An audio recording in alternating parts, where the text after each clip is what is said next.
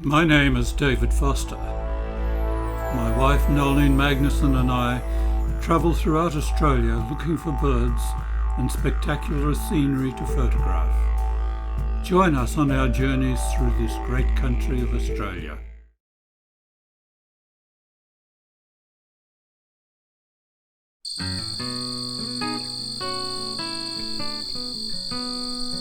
Well, we're in Lyndhurst. We're going to be on our way to Birdsville.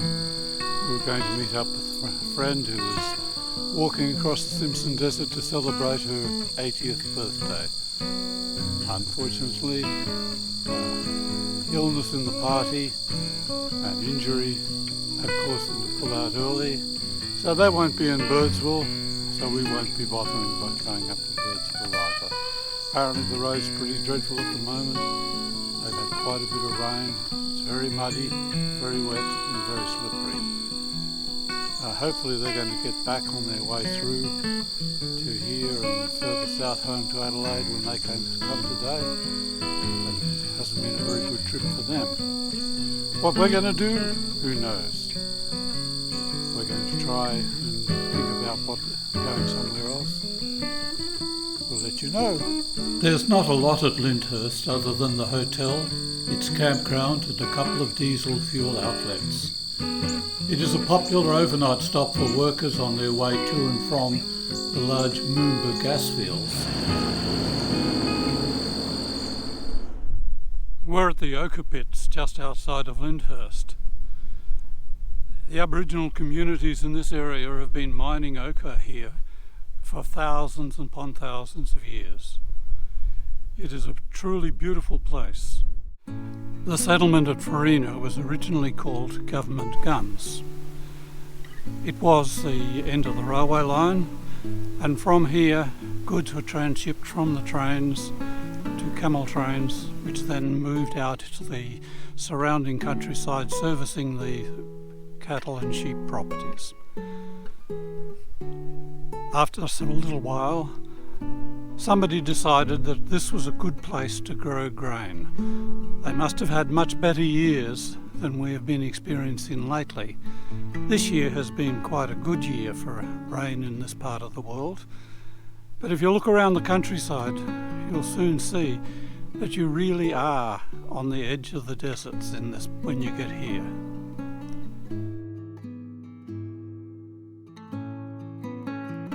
Of course, the grain growing failed, and it put lie to the changing of the town's name to Farina, which is the Latin word for flour, and the railway line was extended further to Maree, then to Udnadatta, and finally up to Alice Springs.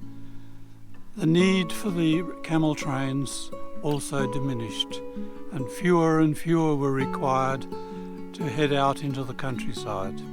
Then, of course, came trucks, and again the town declined with each successive change in transportation. The last surviving resident left here in the 1960s. Only the adjoining cattle property is occupied now.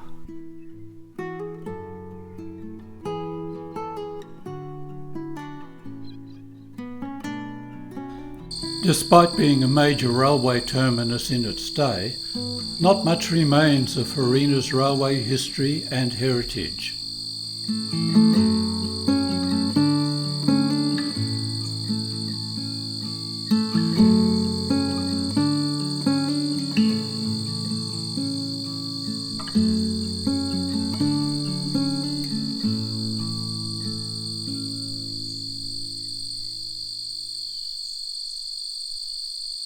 Well, we're at the cemetery in Farina.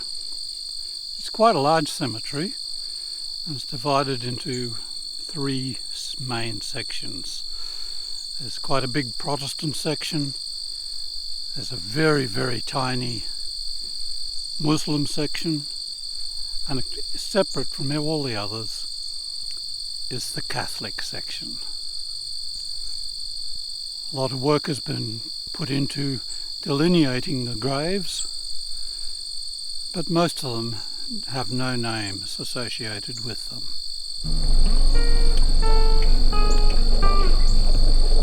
There is a very pleasant, spacious and cheap campground here at Farina.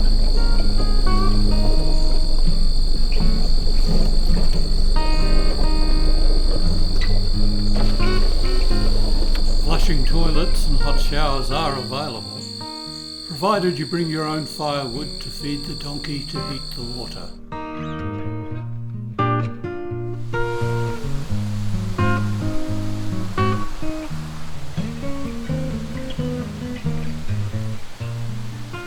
After the railway line reached Maree in 1884, the town of Farina started declining.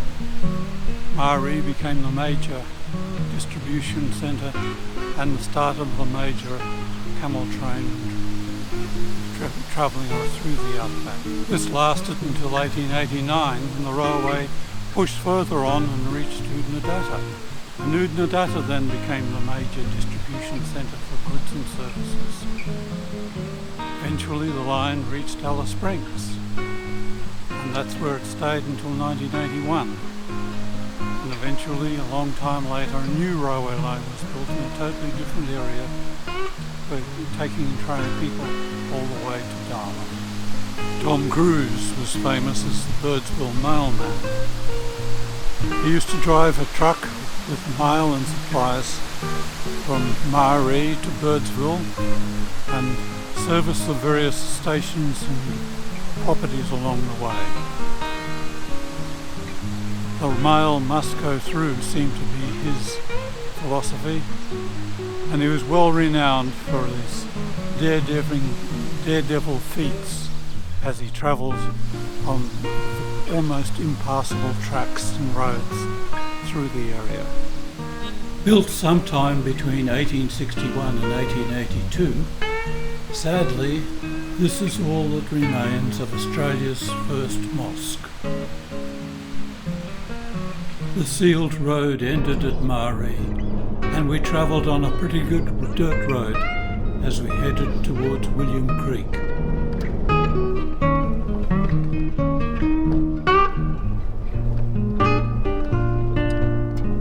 We stopped at the ruins of the Wangiana railway siding, one of many along the old Ghan railway.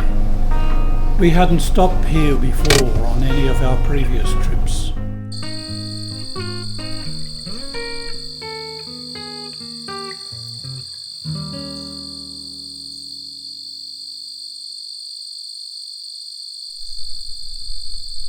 Lots of stuff.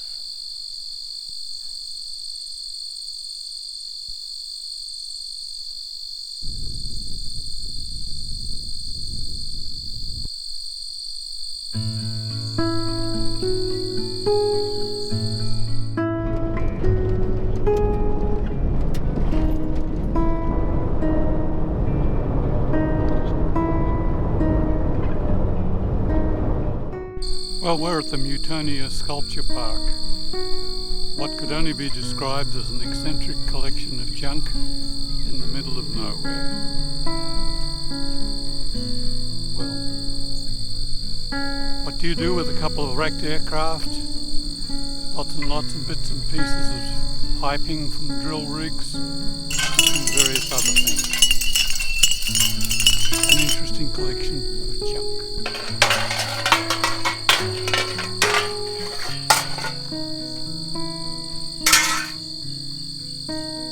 It was great to get to the lookout over Lake Eyre South. We were getting quite hungry and it was time for lunch. Water from floods in the west of northern Queensland many months ago was now flooding the lake and the much bigger Lake Eyre. It was great to see the lake with so much water in it again. It doesn't happen very often.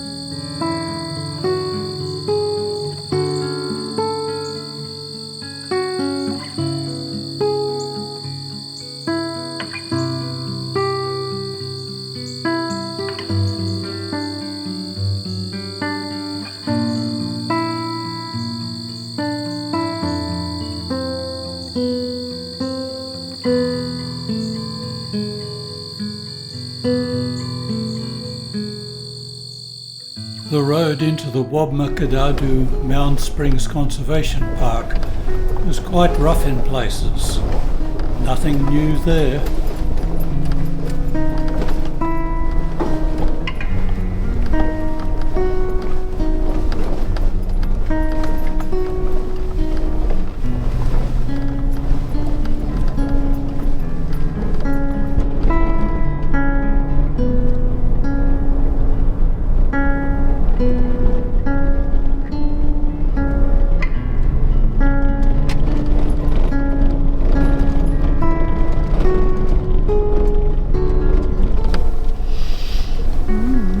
To ourselves, David.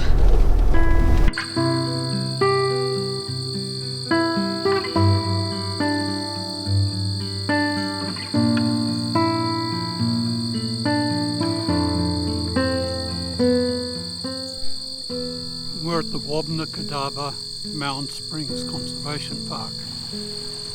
This area is covered with springs which bubble up out of the earth from the artesian basin beneath, and gradually and slowly over thousands of years form large mounds.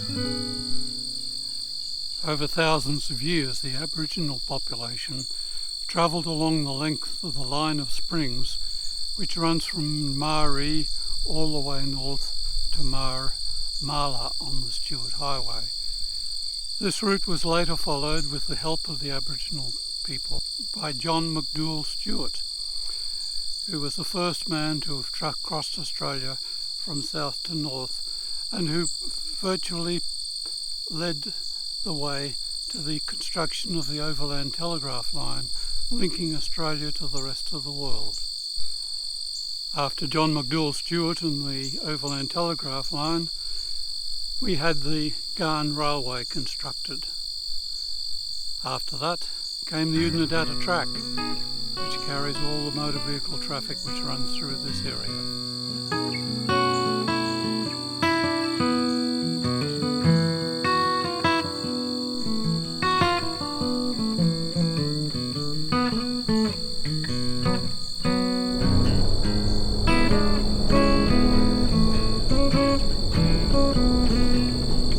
We stopped very briefly at the attractive ruins of the railway siding at Kurdamerka, but there was little time to take any photos or video.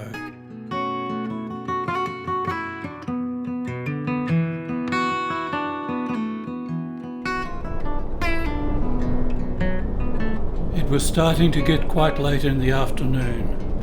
We decided to bypass Coward Springs and Birdsville siding on this trip to get to the William Creek Hotel and have a cold beer. Stay tuned for part 2 of this quick trip from William Creek to Coobapedy and Woomera, coming soon.